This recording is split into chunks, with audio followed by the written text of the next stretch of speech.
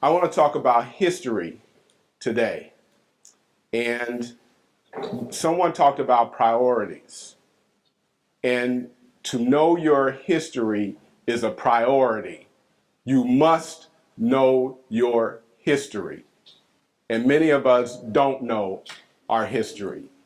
We have depended upon the media to teach us our history.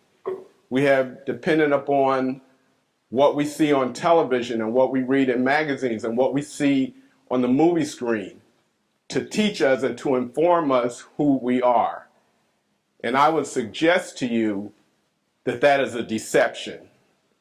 And I would suggest to you, young men and old men, to know your history.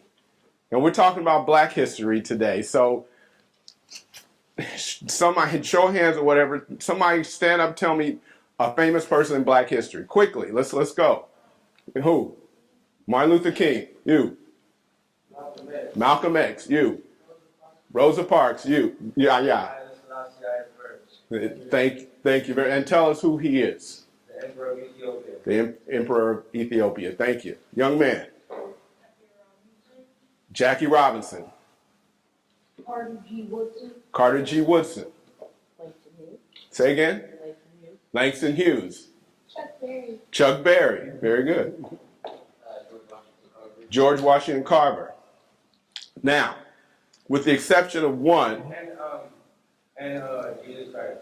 and Jesus Christ. With the exception of two, thank you very much. Let's give him a hand for Jesus Christ. Amen to that. With the exception of the two that a very conscious man, Yahya, put out to us, we talked about Black history from slavery on. Men, young men, Black history started in the beginning, the very beginning. Before we know anything, Black was there. And we should know that. And I'm going to ask you a question at the end of this presentation, but I call it From Adam and Eve to Barack Obama in 30 minutes. Moses left Egypt. Now, by 1000 BC, we get to David and Goliath. So David comes to his age around 1000 BC, 1,000 years before Christ. And the line of David, the Hebrews, goes on to the birth of Christ.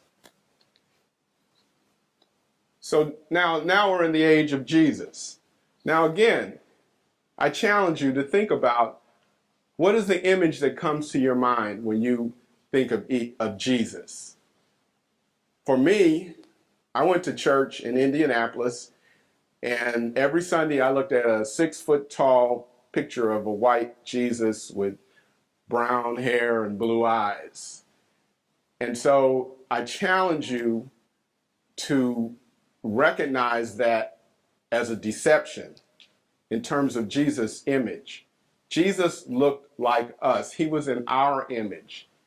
It's okay to have that image of yourself in a godly way. Because if you have the image of somebody else as your God, you're under their control.